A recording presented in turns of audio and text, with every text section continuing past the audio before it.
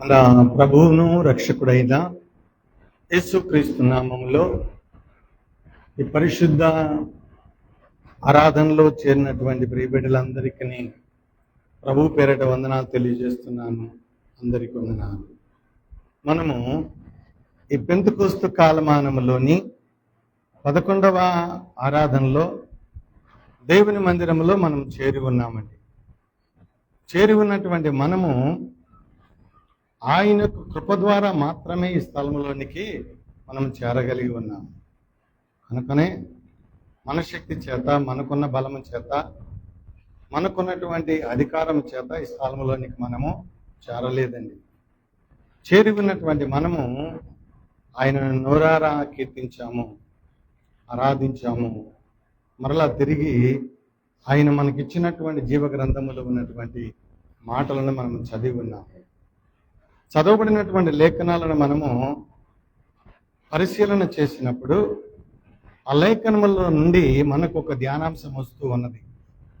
ఏంటి ఆ ధ్యానాంశం అని మనం ఆలోచన చేస్తే విజ్ఞాపన లేక విన్నపము అని మనకి అక్కడ కనబడుతున్నది.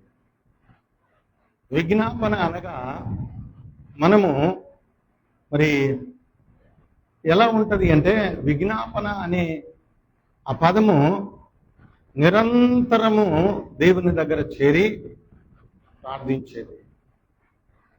విన్నపం అనేది ఎలా ఉంటుంది అంటే, మనకున్నది మన దేవుని దగ్గర ప్రార్థించి మనము వాటిని పొందుకోవడం. కనుకని ఇక్కడ ఈ పరిశుద్ధ గ్రంథాన్ని మనం చదువుతూ ఉన్నప్పుడు ఈ గ్రంథము ప్రారంభము నుండి చివరి వరకు మనకు ఎక్కువ పర్యాయములు కనబడే పదం ఏంటి అంటే ఇశ్రాయేలు, ఇశ్రాయేలు, ఇశ్రాయేలు. ఎందుకు ఇంత ప్రత్యేకమైనటువంటి మరి ఇశ్రాయేలును గురించినటువంటి పదము ఎందుకు పదే పదే ఎందుకు మనకు దేవుడు చదవడానికి అనుగ్రహం చూపుతూ ఉన్నాడు అంటే, మరి ఇశ్రాయేలు అనే ఒక వ్యక్తి ద్వారా దేవుడు మరి ఆకాశములో ఉన్నటువంటి నక్షత్రముల కంటే అధికమైనటువంటి జనాంగమును ఆయన కలుగజేసి ఉన్నాడు అని కూడా మనము చూస్తూ ఉన్నాం. అయితే ఇక్కడ మరి ఇశ్రాయేలును ఎందుకొరకు దేవుడు ఏర్పాటు చేశాడు? ఏమండి, ఇశ్రాయేలు అని యాకోబును పిలిచాడు. పిలిచిన తరువాత మరి ఆ యాకోబు ద్వారా వచ్చినటువంటి సంతానమే ఆ సంతానము గొప్ప జనాంగముగా రూపుదిద్దుకున్నది. గొప్ప జనాంగముగా రూపుదిద్దుకున్న తరువాత వారికి మరల ఒక దేశం ఇచ్చాడు. ఆ దేశాన్ని మరలా తిరిగి ఏమని పిలుచుతూ ఉన్నారు అంటే ఇశ్రాయేలు దేశము అని. ఎందుకు ఇశ్రాయేలు దేశం అని, ఎందుకు ఆ దేశాన్ని ఎందుకు పిలుస్తూ ఉన్నారు అంటే, ఇశ్రాయేలు ప్రజలు ఆ దేశంలో నివాసం చేస్తూ ఉన్నారు కనుక ఆ దేశానికి పెట్టబడినటువంటి పేరు ఇశ్రాయేలు దేశము అని. అయితే ఇశ్రాయేలు ప్రజలు ఎందుకొరకు దేవుడు ఏర్పాటు చేశాడు అని మనము ఈ పరిశుద్ధ గ్రంథాన్ని మనం చదివినప్పుడు, ఇశ్రాయేలు ప్రజలు ఎందుకు వారు ఒక దేశంగా ఏర్పాటు చేయబడ్డారు? చూడండి, పరిశుద్ధ గ్రంథమే మనకు జవాబిస్తూ ఉంటుందండి. మన అంతరంగంలో ఏమైనా మనకు ప్రశ్న ఉంటే ఆ ప్రశ్న మరి ఎవరి ద్వారా మనకు జవాబు రాదు, కానీ ఈ పరిశుద్ధ గ్రంథములో నుండి మనకు జవాబు వస్తూ ఉంటుంది. చూడండి, ఇశ్రాయేలు ప్రజలు ఎందుకొరకు ఏర్పాటు చేసుకున్నాడు దేవుడు? వారు ఎవరు అంటే, నిర్గమకాండము 9వ అధ్యాయము 16వ వచనాన్ని మనం చదువుదాం. చూడండి, నిర్గమకాండము 9వ అధ్యాయము 16వ వచనాన్ని మనం చదువుదాము.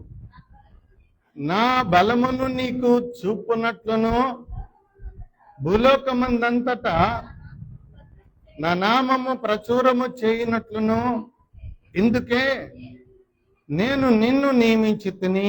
చాలండి. ఇక్కడ చూడండి, దేవుడు ఎందుకొరకు ఇశ్రాయేలు ప్రజలను ఆయన ఎన్నిక చేసుకున్నాడు, ఏర్పాటు చేసుకున్నాడు?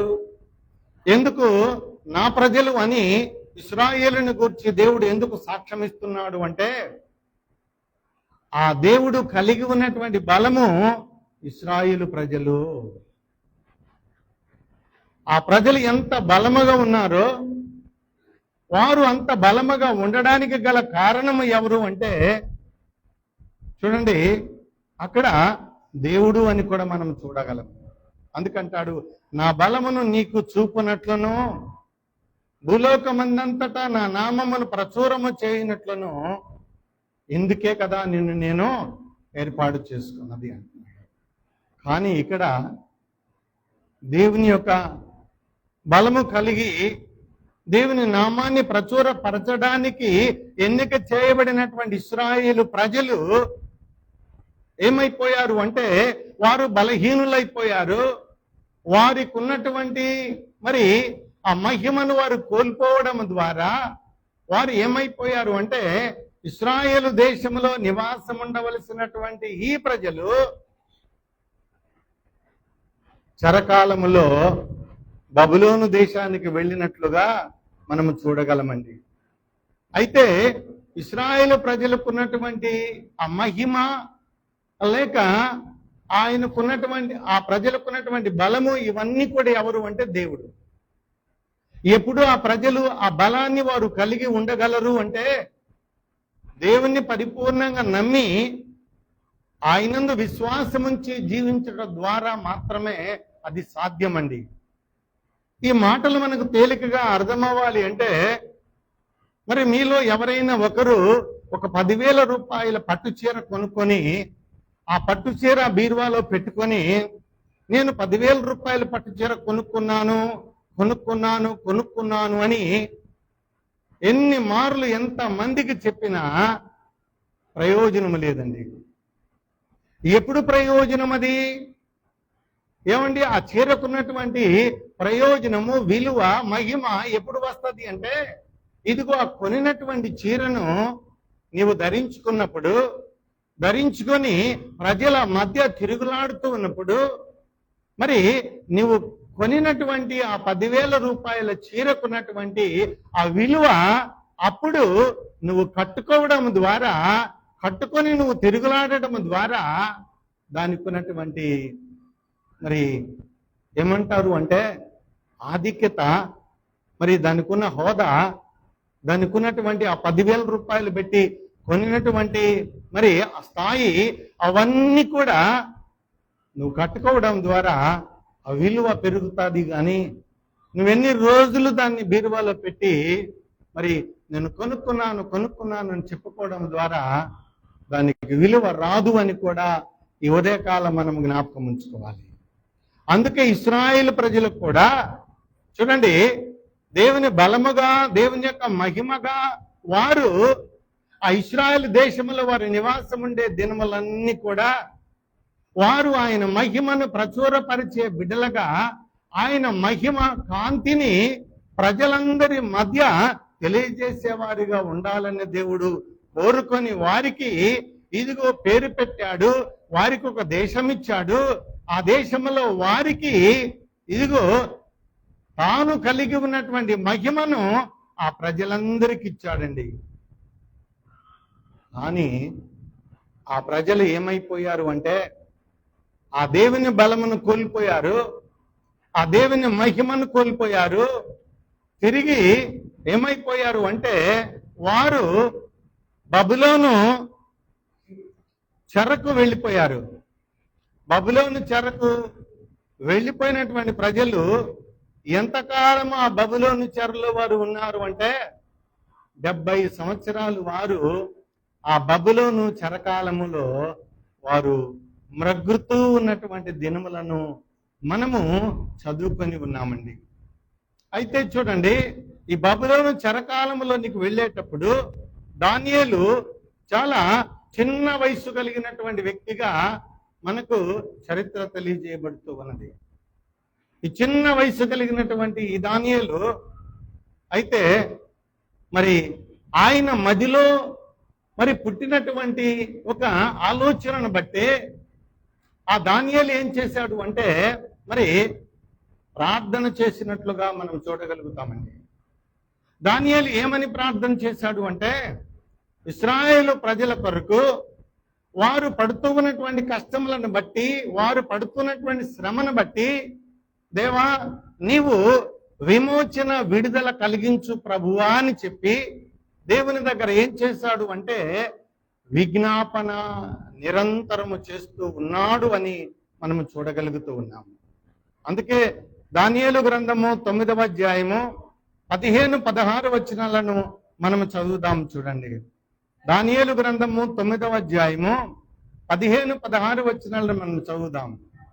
ప్రభువా మా దేవా, నీవు నీ బాహుబలము వలన నీ జనమును ఐగుప్తులో నుండి రప్పించుట వలన ఇప్పటి వరకు నీ నామమునకు ఘనత తెచ్చుకొంటివి. మేమైతే పాపము చేసి చెడు నడతలను నడిచిన వారము. ప్రభువా మా పాపములను బట్టి, మా పితరుల దోషములను బట్టి యెరూషలేము నీ జనులు చుట్టుకున్న సకల ప్రజల ఎదుట నిందాస్పదమైనది. యెరూషలేము నీకు ప్రతిష్ఠితమైన పర్వతము. ఆ పట్టణం మీదికి వచ్చిన నీ కోపమును నీ రౌద్రమును తొలగనిమ్మని నీ నీతి కార్యములన్నిటిని బట్టి విజ్ఞాపనము చేసుకొనుచున్నాను అంటున్నాడు. ఇక్కడ చూడండి, దేవుడు తన ప్రజలకు ఇచ్చినటువంటి పట్టణం అది ఏమై ఉన్నది అంటే అది ప్రతిష్ఠించబడినటువంటి పట్టణము అని కూడా మనం గుర్తించుకోవాలి. చూడండి, ఆలయాన్ని ఏ రీతిగా మనం ప్రతిష్ఠించుకొని ఆరాధన జరిగించుకుంటామో, మనకు కట్టుకున్నటువంటి నివాసం ఏ రీతిగా ప్రతిష్ఠించుకొని మరి ఆ నివాసంలో మనము మన కుటుంబము, మన బిడ్డలు, మన పితరులందరూ నివాసం చేస్తూ ఉంటారు. మరి యెరూషలేము అనే నగరాన్ని ఎవరి కొరకు దేవుడు ప్రతిష్ఠించాడు? ఇశ్రాయేలు ప్రజలకు మాత్రమే ఆ పట్టణాన్ని ప్రతిష్ఠించాడు.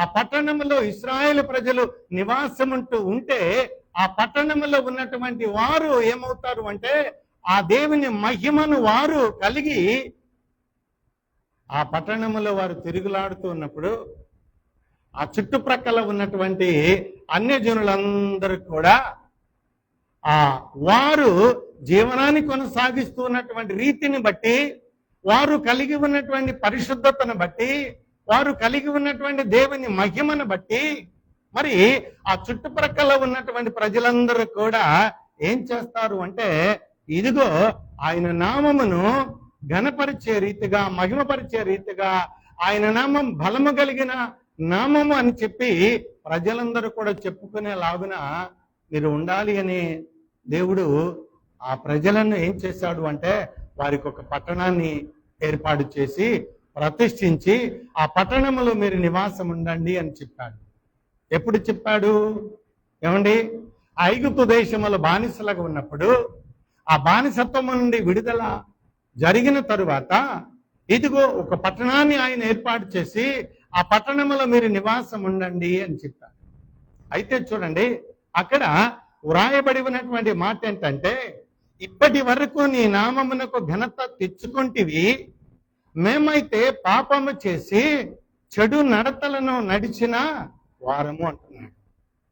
ఏమంటే దేవుడే ఏం చేస్తున్నాడు అంటే, ఇదిగో ప్రజలు ఎలా జీవించినా కూడా, ప్రజలు ఎలా వారు మెసలుకుంటూ ఉన్నా కూడా, ప్రజల హృదయాలు ఎలా ఉన్నా కూడా, ప్రజల మాటలు ఎలా ఉన్నా కూడా, మరి దేవుడు ఏం చేశాడు అంటే చూడండి, అక్కడ ఇదిగో ఆయన నామ ఘనతకు ఆయన కారణమైనట్లుగా మనం అక్కడ చూస్తూ ఉన్నాము.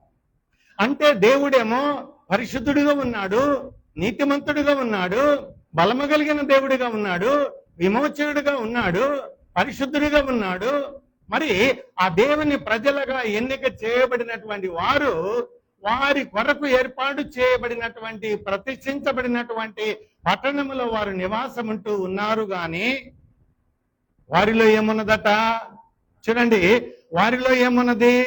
ఇదిగో మేమైతే పాపము చేసి చెడు నడతలను నడిచిన వారము అంటున్నాడు.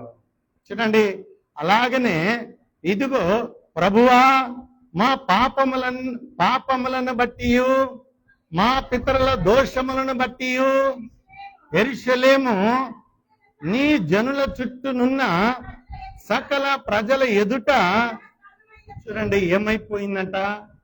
ఇదిగో దేవుడు గొప్ప దేవుడుగా ఆయనకు పేరు పెట్టారు. ఇదిగో మా దేవుడు, ఆయన మమ్మలను ఇదిగో బానిసత్వము నుండి విడిపించాడు. మాకు అద్భుత రీతిగా మాకు ఒక పట్టణాన్ని ఇచ్చాడు.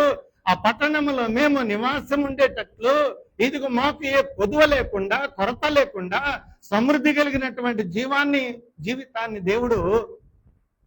ఆ దేవుడు ప్రతిష్ఠించుకున్నటువంటి ప్రజల మధ్య ఆయన మహిమను నిరంతరము ప్రచురపరుస్తూ ఉన్నాడు. కానీ ఇదిగో మానవుడు చేస్తున్నటువంటి పాపమును బట్టి ఆ పాపం ఏమైపోయింది అంటే, ఇదిగో పితరుల కాలము దగ్గర నుండి మరలా తిరిగి ఈ బబులోను చెరకాలము వరకు ఉన్నటువంటి ప్రజలందరిని బట్టి ఏమైపోయింది అంటే యెరూషలేము పాడైపోయింది. యెరూషలేములో ఉన్నటువంటి ప్రజలు వారు బబులోను చెరకు వెళ్ళిపోయారు.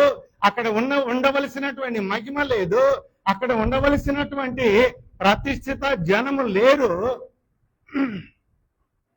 కనుక ఆ పట్టణం ఏమైపోయింది అంటే సమూలముగా నాశనం చేయబడింది. ఆ పట్టణములో యెరూషలేములో వారు మరి పరిశుద్ధ జనముగా వారు జీవించవలసినటువంటి వారు ఏమైపోయారు అంటే బబులోను చెరకు వెళ్ళిపోయారు. కాబట్టి ఇదిగో ఆ యెరూషలేము చుట్టూ ఉన్నటువంటి ప్రజలందరూ కూడా నీ నామ ఘనతను చూసి వారు నిన్ను ఘనపరచాలి అనే ఉద్దేశమును బట్టే నువ్వు ఒక పట్టణాన్ని ప్రతిష్ఠించావు. ఆ పట్టణములో పరిశుద్ధ జనాంగమును నీవు ఉంచావు. కానీ వారు ఏం చేశారు అంటే వారి జీవనమును బట్టే పట్టణము పాడైపోయింది, వారి జీవితాలు పాడైపోయాయి. వారు చెరకాలములో మరి బబులోనికి వెళ్ళిపోయారు. కనుక యెరూషలేము ఏమైపోయింది అంటే పాడు దిబ్బగా మారిపోయింది. చుట్టుపక్కల ఉన్న ప్రజలందరూ ఏమనుకుంటున్నారు అంటే ఇదిగో ఆ పట్టణంలో ఉన్నటువంటి మరి పరిశుద్ధతను బట్టి, నీతిని బట్టి, యథార్థతను బట్టి ఉండవలసినటువంటి ప్రజలు ఉండకుండా వారు ఇదిగో చెరలోనికి వెళ్ళిపోయారు. గనక ఆ పట్టణమును నిందిస్తూ ఉన్నారట. ఆ పట్టణం ఏం చేస్తున్నారు అంటే నిందిస్తూ ఉన్నారట. ప్రజలందరూ నిందిస్తూ ఉన్నారు. ఇదిగో పట్టణమును నిందిస్తూ ఉంటే ఎవరి మీదకి నింద వెళుతూ ఉన్నది? దేవుని మీదకి వెళుతూ ఉన్నది. ఇదిగో దేవుని మీదకి నింద వెళుతూ ఉన్నది కనుక ఇదిగో ఆ పరిశుద్ధ దేవుని మహిమను ఎరిగినటువంటి ఈ దానియేలు ఏం చేస్తున్నాడు అంటే ఇదిగో ఆ పట్టణానికి ఉన్నటువంటి స్థితిగతులను బట్టి, ఆ పట్టణమునుకున్నటువంటి మహిమను బట్టి, ఆ పట్టణము మరి ఏ రీతిగా ప్రతిష్ఠించబడిందో ఆ పట్టణములో ఉండే ప్రజలందరూ కూడా ఆ చుట్టూ ఉన్నటువంటి ప్రజలందరికీ మహిమకు కారణముగా, దేవుని బలానికి, దేవుని యొక్క ఘనతకు కారణముగా ఉండవలసినటువంటి ప్రజలు వారు పాపము చేశారు. పాపము ఏం చేసిందంటే వారిని తరుముకుంటూ బబులోను దేశానికి తీసుకుని వెళ్ళింది. ఆ బబులోను దేశంలో 70 సంవత్సరాలు వారు చెరకాలంలో మ్రగ్గిపోయారట. అందుకంటాడు యెరూషలేము నీకు ప్రతిష్ఠితమైనటువంటి పర్వతము, ఆ పట్టణం మీదికి వచ్చిన నీ కోపము, నీ రౌద్రము తొలగనిమ్మని నీ నీతి కార్యములన్నిటిని బట్టి విజ్ఞాపన చేయిచు ఉన్నాను అంటున్నాడు.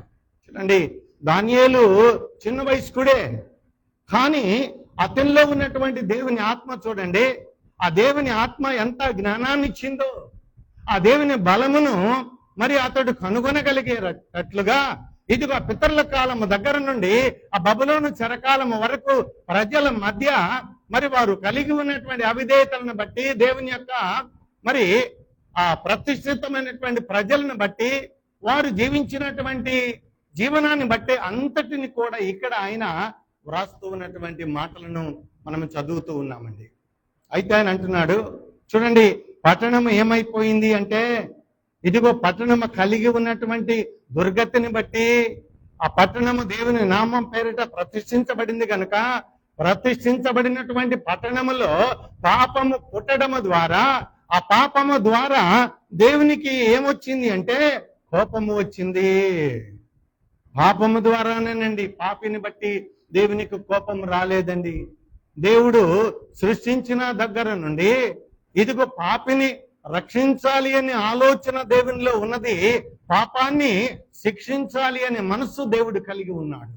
కనుకనే చూడండి ఇక్కడ ఇదిగో మరి నీ కోపము నీ రౌద్రము తొలగనిమ్మని నీ నీతి కార్యములన్నిటిని బట్టి విజ్ఞాపన చేస్తూ ఉన్నానయ్యా అంటున్నాడు దానియేలు. అయ్యా, నువ్వు కలిగి ఉన్నటువంటి కోపమును బట్టి, నువ్వు కలిగి ఉన్నటువంటి రౌద్రమును బట్టి, ఇదిగో ఆ ప్రజల మీదకి వచ్చినటువంటి ఆ ఉగ్రత, ఆ కోపం, ఆ కోపానికి వచ్చినటువంటి మరి శ్రమ బాధలు అవన్నీ కూడా తొలగిపోవాలి. వారికి మరలా తిరిగి క్షేమము జరగాలి అనే కోరిక ఆయన అక్కడ వ్యక్తం చేస్తూ ఉన్నాడు. అందుకే 17వ వచనాన్ని కూడా మనం చదువుదాం. చూడండి, ఇప్పుడైతే మా దేవా, దీనిని బట్టి నీ దాసుడు చేయు ప్రార్థనలను విజ్ఞాపనలను ఆలకించి ప్రభు చిత్తానుసారముగా శిథిలమైపోయిన నీ పరిశుద్ధ స్థలం మీదికి నీ ముఖ ప్రకాశము రానిమ్ము అంటున్నాడు. చూడండి, పాడైపోయింది యెరూషలేము మందిరము పాడైపోయింది. ప్రజల కొరకు ప్రతిష్ఠించబడినటువంటి పట్టణమంతా కూడా మరి చిన్నాభిన్నమైపోయింది కనుక మరలా తిరిగి ఆ యెరూషలేము మీదికి మహిమను మరలా తిరిగి రానిమ్ము దేవా. ఇదిగో నీ ప్రజల మధ్య మరలా తిరిగి సమాధానమును నెలకొల్పు దేవా. నీ ప్రజలు కలిగి ఉన్నటువంటి పాపమును తొలగించి మరలా తిరిగి నీకు వారు ప్రతిష్ఠించబడినటువంటి జనాంగముగా, నీ నీతిని ప్రచురపరిచేవారిగా ఉండాలి. కనుకనే మరి చూడండి, ప్రభు చిత్త ప్రకారముగా శిథిలమైపోయినటువంటి నీ పరిశుద్ధ స్థలం మీదికి నీ ముఖ కాంతిని రానిమ్ము అంటున్నాడు.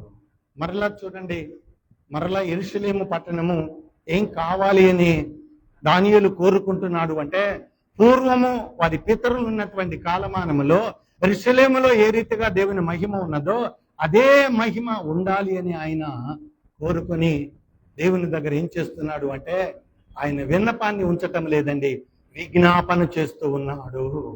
నా విజ్ఞాపన ఆలకించు దేవా, ఇదిగో నా ప్రార్థనకి జవాబిచ్చే దేవా, ఇదిగో నువ్వు నా ప్రార్థనకి జవాబిచ్చి మరలా పాడైపోయినటువంటి కుటుంబాలను, పాడైపోయినటువంటి ప్రజలను, పాడైపోయినటువంటి యెరూషలేమును, పాడైపోయినటువంటి మందిరాన్ని మరలా తిరిగి నీ ముఖ కాంతి అక్కడ ఉంచితే అవన్నీ కూడా ప్రకాశమానమైనటువంటి వెలుగును కలిగి నీ పరిశుద్ధతకు కారణముగా ఉంటారయ్యా అంటున్నాడు. అందుకే 18వ వచనాన్ని కూడా మనం చదువుదాం. చూడండి, 18వ వచనము, నీ గొప్ప కనికరమును బట్టియే మేము నిన్ను ప్రార్థించుచున్నాము గాని మా స్వనీతి కార్యమును బట్టి నీ సన్నిధి నిలువబడి ప్రార్థించుటలేదు. మా దేవా, చెవియొగ్గి ఆలకింపుము, నీ కన్నులు తెరచి నీ పేరు పెట్టబడిన ఈ పట్టణం మీదికి వచ్చిన నాశనమును, నీ పేరు పెట్టబడిన ఈ పట్టణమును దృష్టించి చూడుము అంటున్నాడు. చూడండి, మరి ఈ దానియేలు ప్రార్థించినటువంటి విజ్ఞాపన చేసినటువంటి కాలమానములో చెరలో ఉన్నటువంటి ప్రజలందరిని బట్టి ఆయన విజ్ఞాపన చేస్తున్నాడు. ఆ విజ్ఞాపన ఏమై ఉన్నది అంటే, అయ్యా ఇదిగో మేము కలిగి ఉన్నటువంటి నీతిని బట్టి, మేము కలిగి ఉన్న యథార్థతను బట్టి, పరిశుద్ధతను బట్టి కాకుండా, అయ్యా మీరు కలిగి ఉన్నటువంటి ఆయా మహిమను బట్టే అయ్యా మాకు విమోచన జరిగించు దేవా, మాకు మరలా తిరిగి విడుదల కలిగించు దేవా అని చెప్పి, ఇదిగో నీ పేరు పెట్టబడినటువంటి నీ ప్రజలుగా మేము జీవనాన్ని కొనసాగించడానికి కావలసినటువంటి మరి పరిశుద్ధ పట్టణాన్ని మరలా మాకు అనుగ్రహించు దేవా అని చెప్పి దేవుని దగ్గర ఏం చేస్తూ ఉన్నారు అంటే ప్రార్థన చేస్తూ ఉన్నారు. అందుకే చూడండి, దానియేలు ఎవరి కొరకు ప్రార్థన చేస్తున్నాడు అంటే తన కొరకు ఆయన ప్రార్థన చేసుకోవటం లేదండి. ఆ బబులోను చెరలో 70 సంవత్సరాలు మరిగిపోతున్నటువంటి ఇశ్రాయేలు ప్రజలందరికీ కూడా ఇది వారు కలిగి ఉన్నటువంటి కారణాన్ని బట్టి, వారు జీవించినటువంటి జీవితాన్ని బట్టి, ఏ రీతిగా వారి జీవితాలు మరి చెరలోనికి వెళ్ళిపోయాయో, వారు చెరలోనికి వెళ్ళిపోయిన తరువాత యెరూషలేము పాడైపోయింది. మరలా తిరిగి యెరూషలేములో ఉన్నటువంటి దేవాలయం పాడైపోయింది. మరలా తిరిగి ఆ దేవాలయమును, ఆ పట్టణములో నివాసం చేసే ప్రజలకు మరలా తిరిగి నీ కనుదృష్టి ప్రసాదించు దేవా. ఒక్కసారి నువ్వు కనులు తెరచి, అయ్యా మా మనవులు ఆలకించు, అయ్యా మా జీవితాలను చూడుదేవా, మా బ్రతుకులను మార్చుదేవా అని చెప్పి అక్కడ ఆయన విజ్ఞాపన చేస్తున్నటువంటి సమయాన్ని మనం చూడగలుగుతూ ఉన్నామండి. చూడండి, ఇక్కడ మరి దానియేలు ప్రార్థన, యెరూషలేము ఉన్నటువంటి ప్రజలు వారి పాపముల కొరకు, దేవుని నామ ఘనత కొరకు విజ్ఞాపన చేస్తూ ఉన్నాడు అని కూడా మనం గుర్తించుకోవాలి. చూడండి, ఈ విజ్ఞాపన ప్రార్థన మరి ఆలకించినటువంటి దేవుడు ఆయన మరి ఆ 70 సంవత్సరాలు పూర్తయిన తరువాత మరలా తిరిగి మరి వారిని మరలా యెరూషలేము నగరానికి తీసుకుని వచ్చాడు. మరి యెరూషలేము నగరంలో మరలా తిరిగి వారు మరి వారి దేవునికి ఒక మందిరాన్ని వారు నిర్మాణం చేసుకున్నారు. ఆ మందిరంలో మరలా తిరిగి వారు ఏం చేశారు అంటే వారు వారి యొక్క విన్నపాలను దేవుని దగ్గర ఉంచుతూ ఉన్నారు. వారు కలిగి ఉన్నటువంటి పాపాన్ని విడిచిపెట్టారు. వారు కలిగి ఉన్నటువంటి మరి చెడును వారు వదిలివేసి, ఇదిగో దేవుని యొక్క ఉగ్రత నుండి తొలగించబడి దేవుడు అనుగ్రహిస్తున్నటువంటి కృపకు వారు పాత్రులుగా వారు నిలిచి ఉన్నట్లుగా మనము చూడగలుగుతూ ఉన్నామండి. దీనంతటికి కారణం ఏమై ఉన్నది అంటే దేవుడు ప్రతి మానవునికి అనుగ్రహించినటువంటి ఆత్మను బట్టే, ఆత్మను కలిగి ఉన్నటువంటి మానవుడు ఇదిగో ఆ మానవుడు ఎలా ఉండాలి అంటే దేవుని పరిశుద్ధతకును దేవుని యొక్క నీతికి తగినట్లుగా వారు జీవించాలి అనే ఆశ ఆ దేవుడు కలిగి ఉన్నాడు. కనుకనే చూడండి, దేవుడు పాపిని రక్షించాడు, పాపమును శిక్షించాడు. పాపమును శిక్షించిన తరువాత మరలా దేవుడు పలికినటువంటి మాట మనం చదువుదాము. చూడండి, రోమిలకు రాసినటువంటి పత్రిక 8వ అధ్యాయము 26, 27 వచనాలను మనం చదువుదాం. చూడండి, రోమిలకు రాసినటువంటి పత్రిక 8వ అధ్యాయము 26, 27 వచనాలు. అటువలే ఆత్మయు మన బలహీనతలను చూసి సహాయము చేయుచున్నాడు. ఎలయనగా మనము యుక్తముగా ఎలా ప్రార్థన చేయవలనో మనకు తెలియదు గాని ఉచ్చరింప శక్యము కాని మూలుగులతో ఆత్మ తానే మన పక్షముగా విజ్ఞాపనము చేయుచున్నాడు అంటున్నాడు. చూడండి, ఇక్కడ ఈ పౌలు ఇస్తున్నటువంటి సందేశాన్ని మనం చూస్తే ఇక్కడ ఏమై ఉన్నది అంటే ఇదిగో మనము బలహీనతలను చూసి సహాయము చేయుచు ఉన్నది ఎవరు అంటే ఇదిగో మనకు ఆత్మనిచ్చినటువంటి దేవుడు అని కూడా ఇక్కడ ఆయన స్పష్టంగా చెప్తున్నాడు. ఇదిగో మనకు ఆత్మనిచ్చినటువంటి దేవుడు, మన ఆత్మ బలముగా ఉండాలి అని దేవుడు కోరుకున్నాడే గాని బలహీనముగా ఉండాలి అని, బలహీన పడాలి అని ఆయన కోరుకోలేదండి. కనుకనే చూడండి, ఏలైనగా మనము యుక్తముగా ఎలా ప్రార్థన చేయవలనో మనకు తెలియదు కానీ అంటారు. ఇదిగో మనం ఏ సమయంలో ఎలా ప్రార్థన చేయాలి, ఏ సమయంలో ఏ రీతిగా మనం దేవుని దగ్గర మన విన్నపాన్ని ఉంచాలో మనకు తెలియదు కానీ ఇదిగో పౌలు అంటున్నాడు, ఉచ్చరింప శక్యము కాని మూలుగులతో ఆత్మ తానే మన పక్షమున విజ్ఞాపన చేయుచున్నాడు. మన పక్షమున ఎవరు విజ్ఞాపన చేస్తూ ఉన్నారు అంటే మనకు ఆత్మనిచ్చినటువంటి పరమ తండ్రి అయినటువంటి దేవుడే మన పక్షమున ఆయన మరి నిరంతరము విజ్ఞాపన చేస్తున్నాడు. ఎలా విజ్ఞాపన చేస్తున్నాడు అంటే మూలుగులతో విజ్ఞాపన చేస్తూ ఉన్నాడండి. మూలుగుతూ ఉన్నాడు. ఆ మూలుగుకు అంతం లేకుండా నిరంతరము మూలుగుతూ మూలుగుతూ మూలుగుతూ మూలుగుతూ మనలను బలపరచాలి అని, మనకు ఆయన నీతిని మనం కలిగి ఉండాలని ఆ దేవుడు ఏం చేస్తున్నాడు అంటే మన కొరకు విజ్ఞాపన చేస్తూ ఉన్నాడు. దేవుడు విజ్ఞాపన చేస్తున్నటువంటి దేవుని వైపునకు మనము మళ్ళుకొని, ఇదిగో మన ఆత్మను ఏం చేసుకోవాలి అంటే బలపరచుకోవడానికి మనం ప్రయత్నం చేయాలి అంటున్నాడు పౌలు. అందుకే చూడండి, మరియు హృదయములను పరిశోధించువాడు ఆత్మ యొక్క మనసు ఏదో ఎరుగును, ఏలయనగా ఆయన దేవుని చిత్త ప్రకారము పరిశుద్ధుల కొరకు విజ్ఞాపనము చేయుచున్నాడు. చూడండి, ఇక్కడ ఆత్మ కలిగి ఉన్నటువంటి ఆ దేవుడు మనము కలిగి ఉన్నటువంటి ఈ ఆత్మ ఎలా ఉన్నదో ఆయన పరిశోధన చేసి, ఇదిగో ఆ పరిశోధనలో ఎవరైతే పరిశుద్ధులుగా ఉన్నారో, ఎవరైతే నీతిమంతులుగా ఉన్నారో వారి కొరకు ఆ దేవుడు ఏం చేస్తున్నాడు అంటే చూడండి, విజ్ఞాపన చేస్తూ ఉన్నాడు అని కూడా మనం ఇక్కడ చూడగలుగుతూ ఉన్నామండి. విజ్ఞాపన చేస్తూ ఉన్నాడట. ఎవరి కొరకు అంటే పరిశుద్ధుల కొరకు అని మనం అక్కడ చూడగలుగుతూ ఉన్నాం. పరిశుద్ధుల కొరకు విజ్ఞాపన చేస్తూ ఉన్నాడు. మనకు అనుగ్రహించినటువంటి ఆత్మనిచ్చినటువంటి దేవుడు అని కూడా మనం ఇక్కడ చూడగలుగుతూ ఉన్నాం. అందుకే చూడండి, పరిశుద్ధుల కొరకు మరి ఏ రీతిగా ఆయన ప్రార్థన చేస్తున్నాడు. మరి ఎఫెసీయులకు రాసినటువంటి పత్రిక 6వ అధ్యాయము 18వ వచనాన్ని చదువుదాము చూడండి. 6వ అధ్యాయం 18వ వచనం చదువుదాము చూడండి. ఆత్మ వలన ప్రతి సమయమందును ప్రతి విధమైనటువంటి ప్రార్థనను విజ్ఞాపన చేయుచు ఆ విషయమై సమస్త పరిశుద్ధుల నిమిత్తము పూర్ణమైన పట్టుదలతో విజ్ఞాపన చేయుచు మెలకువగా ఉండుడి అంటున్నాడు ఇక్కడ. ఇదిగో మన కొరకు దేవుడు ప్రార్థన చేస్తున్నాడు. మన కొరకు ఆ దేవుడు విజ్ఞాపన చేస్తున్నాడు. మరి ఆ దేవుని విజ్ఞాపన వినినటువంటి మనము ఏం చేయాలి అంటే పట్టుదల కలిగి, పూర్ణమైనటువంటి పట్టుదల కలిగి ఆ దేవునికి మనము ప్రార్థన చేయాలి. ఎలా ప్రార్థన చేయాలంట? మెలకువ కలిగి అంటాడు. మేల్కొని మెలకువ కలిగి మీరు ప్రార్థించండి అని చెప్పి ఆయన చెప్పినటువంటి మాట. అయితే చూడండి, ప్రార్థించాలి. మనము ఎవరి కొరకు ప్రార్థన చేయాలి? ఏమండి, ఎవరి కొరకు మనం ప్రార్థన చేయాలి? మన ప్రభు అయితే ఆయన వెతుకుతూ ఉన్నాడు.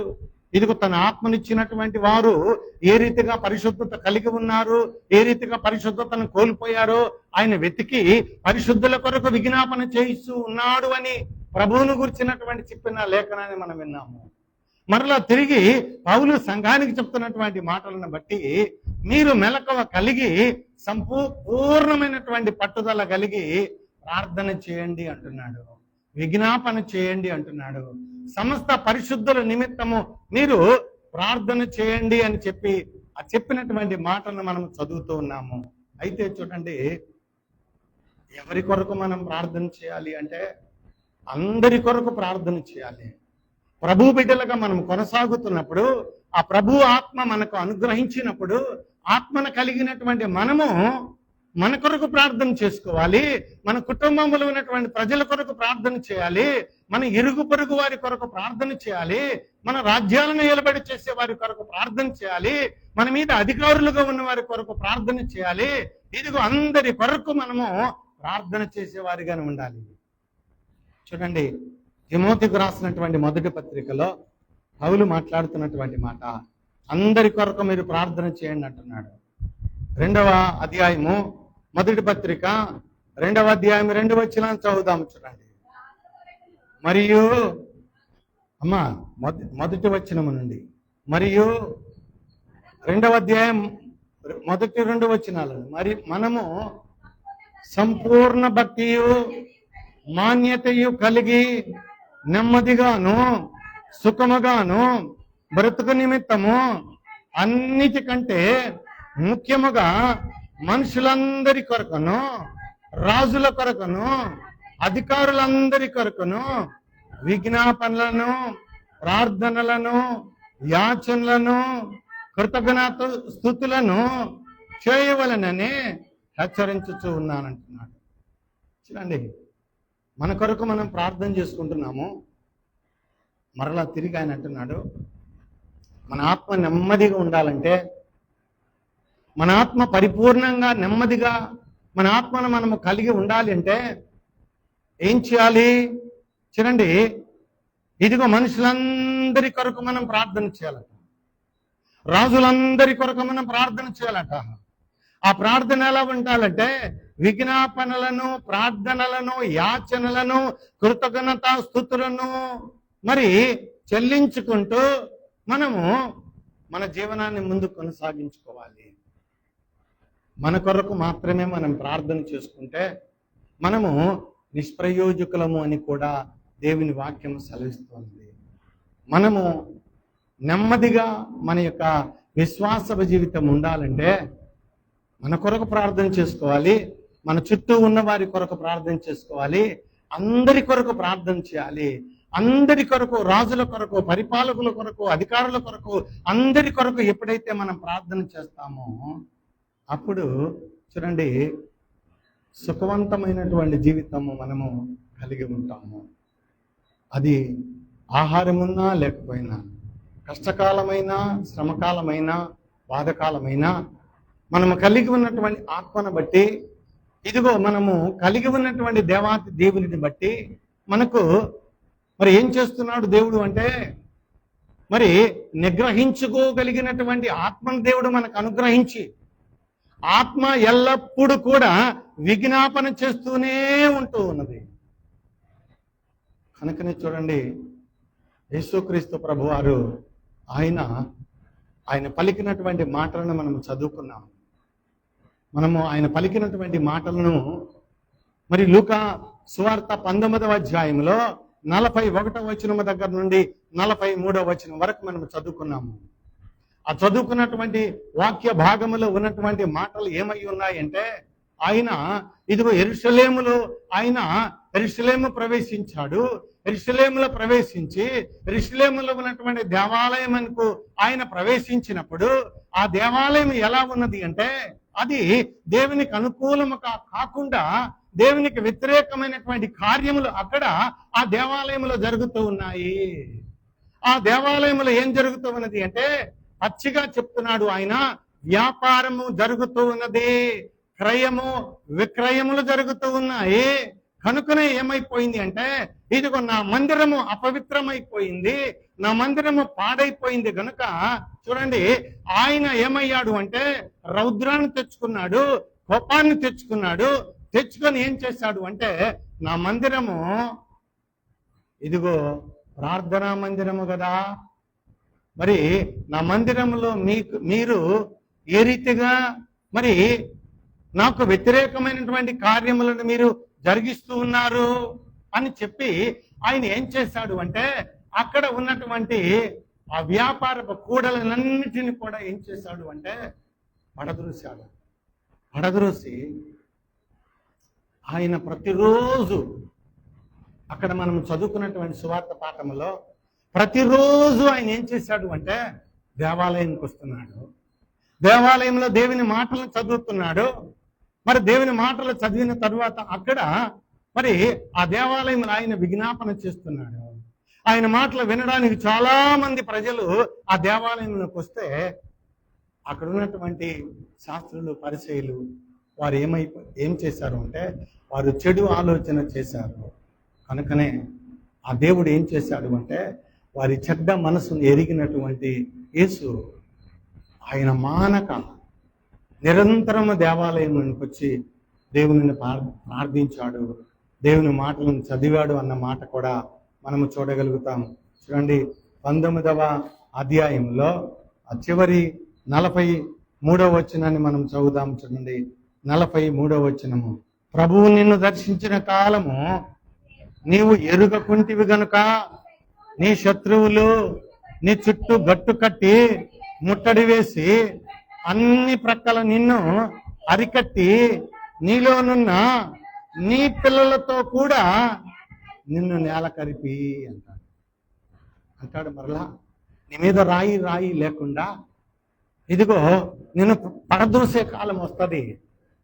చూడండి, నిన్ను పడద్రోసే కాలము వస్తుంది కనుకనే చూడండి బబులోను రాజ్యాన్ని పరిపాలన చేస్తున్నటువంటి నెబుకద్నెజరు ఆయన ఇశ్రాయేల్ ప్రజలందరినీ కూడా జయించుకొని తీసుకొని వెళ్ళిన తర్వాత ఆ దేవాలయం కట్టినటువంటి కట్టడాన్ని కూల్చివేశాడు. ఎందుకొరకంటే ఆ రాయికి మధ్య ఉన్నటువంటి బంగారు తాపడము కరిగించి రాతితో కూడినటువంటి బంగారపు శృంగారం అనే దేవాలయంను దేవుడు నిర్మించుకున్నాడు సల్మాను ద్వారా. ఆ మందిరం అంతా కూడా ఏమైపోయిందంటే రాయి మీద రాయి లేకుండా అది తొలగించబడి ఉన్నది అని కూడా అక్కడ చెప్తూ ఉన్నాడు. అయితే అంటున్నాడు, ఆయన దేవాలయంలో ప్రవేశించి అందులో విక్రయం చేయి వారితో నా మందిరము ప్రార్థనా మందిరం అని వ్రాయబడి ఉన్నది, అయితే మీరు దానిని దొంగల గుహగా చేసి తిరిగి చెప్పి వారిని వెళ్ళగొట్టనారంభించను. ఆయన ప్రతిదినము దేవాలయములో బోధించినప్పుడు ప్రధాన యాజకులను, శాస్త్రులను, ప్రజలను, ప్రధానులను ఆయనను నాశనం చూచుచుండిరి గాని ప్రజలందరూ ఆయన వాక్యము వినుటకు ఆయనను హత్తుకొని ఉండిరి గనుక ఏమీ చేయలేకపోయి వారికి తోచలేదంటున్నాడు. ప్రభు అయిన యేసుక్రీస్తు ఆయన ఎందుకొరకు ఈ భూలోకానికి వచ్చాడు అంటే ఒక దేవాలయమును ఆయన నిర్మాణం చేశాడు. ఆ దేవాలయం కూలిపోయింది. ఆ దేవాలయం నామరూపము లేకుండా కూలిపోయింది, పాడైపోయింది, పతనమైపోయింది. ఇదిగో ఆ ప్రభు అయినటువంటి ఇదిగో దేవుడు మరలా ఈ భూలోకానికి ఎందుకు వచ్చాడు అంటే పాడైపోయి, పతనమైపోయి, నామరూపాలు లేకుండా శిథిలావస్థలో ఉన్నటువంటి తన దేవాలయమును కనుగొని ఆ దేవాలయమును కట్టి ఆ దేవుడు అంటున్నాడు, నీ హృదయమే నాకు ఆలయమై ఉన్నది. నీ హృదయం అనే ఆలయంలో నీవు ఇదిగో నన్ను స్తుతించు, నన్ను కీర్తించు, ప్రార్థించు, నీ విజ్ఞాపనలను నా సన్నిధికి చేర్చు. కనుక చూడండి, పాడైపోయినటువంటి మన దేవాలయమును, పతనమైపోయినటువంటి మన దేవాలయమును, చిన్న భిన్నమైపోయినటువంటి మన దేవాలయమును, రూపురేఖలు లేకుండా ఇదిగో మరి శిథిలమైపోయినటువంటి మన దేవాలయమును ఆయన ఆలయముగా నిర్మాణం చేసుకున్నాడు. ఆలయములో ఆయన నుండి నిరంతరము మనము విజ్ఞాపన చేయాలని కోరుకుంటూ ఉన్న దేవుడు. ఆ విజ్ఞాపనకు ఆయన ఆలకించే దేవుడు. ఆలకించి ఇదిగో మరలా తిరిగి ఆయన పరలోకములో ఆయన నిర్మాణం చేస్తున్నటువంటి ఒక దేవాలయం ఉన్నది. ఆ దేవాలయం పూర్తయిన తరువాత ఆ దేవాలయంలో ఉండడానికి ఇదిగో సజీవులుగా ఉన్నటువంటి మరి ఆయన నమ్మినటువంటి దేహ ఆలయములుగా ఉన్నటువంటి ప్రజలందరినీ తీసుకొని వెళ్ళి సజీవులుగా మరలా తిరిగి ఆ మందిరాన్ని నిర్మాణం చేస్తున్న దేవుడు అని కూడా మనం గుర్తించుకొని ఆ దేవునికి మనము పరిపూర్ణమైనటువంటి యాగముగా సమర్పణ చేసుకొని మనము ఆ ప్రభుకి నిరంతరము కృతజ్ఞతాస్తుతులు చెల్లించుకుంటూ ఆ ప్రభు బిడ్డలుగా ముందు కొనసాగాలని పరిశుద్ధాత్మ దేవుడు మనల్ని కోరుతూ ఉన్నాడు. కనుక ఈ సమయమందు మనము విజ్ఞాపన చేయవలసిన వారమైనాము, విన్నపాన్ని దేవుని దగ్గర ఉంచవలసిన వారమైనాము. దేవుని చిత్త ప్రకారముగా మన హృదయాలయమును శుద్ధి చేసుకొని ఆలయంలో నిరంతరము దేవుని మాటల్లో ఉంచుకొని ఆ మాటలను బట్టే మన హృదయాన్ని ఇదిగో దేవునికి ఆలయమై ఉన్నదని గుర్తెరిగి ఆలయంలో నిరంతరము స్తుతియాగములు చెల్లించువారముగా ఉండాలని ప్రభువు కోరుకుంటున్నాడు. ఆ ప్రభువు కోరుకున్న రీతిగా నీవు నేను బ్రతకాలని ఆయన ఆశపడుతున్నాడు.